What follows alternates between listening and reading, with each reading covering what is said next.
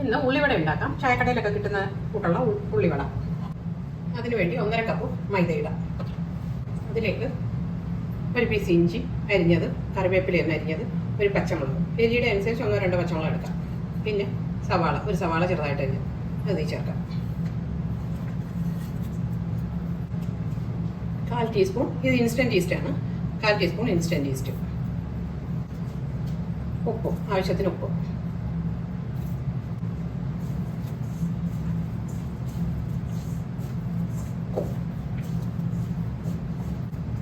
ഇനി വെള്ളം.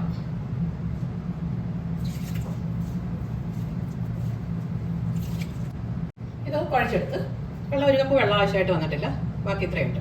ഇത് അതുകൂട്ടി കുറച്ച് ഇച്ചിരി ലൂസായിട്ട് അതിങ്ങനെ സ്റ്റിക്കി ആയിട്ടാണ് വന്നേക്കുന്നത്. ഇനി ഇതൊരു 2 മണിക്കൂർ റെസ്റ്റ് ചെയ്യാൻ നോക്കാം. ഇതിപ്പം 2 മണിക്കൂറായി വെച്ചിട്ട് നന്നായിട്ട് പൊങ്ങിയിട്ടുണ്ട്.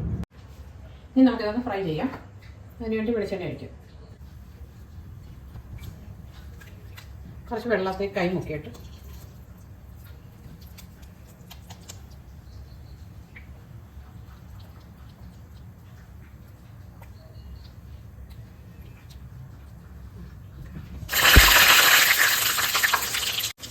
ഇനി ഇതൊരു മീഡിയം ഫ്ലെയിമിലോട്ട് മാറ്റാം.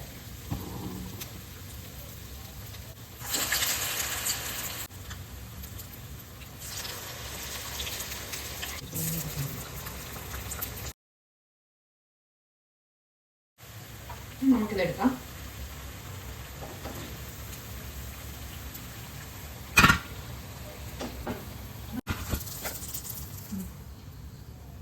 ഇനി അടുത്തത് ഇങ്ങനെ കുറേശ്ശെ ഇങ്ങനെ പിച്ചിടാം.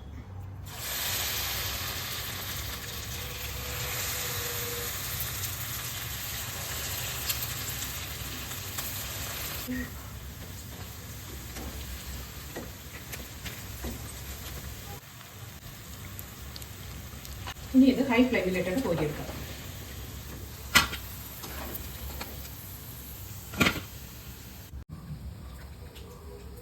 നമുക്കൊന്ന് എടുത്ത് നോക്കാം.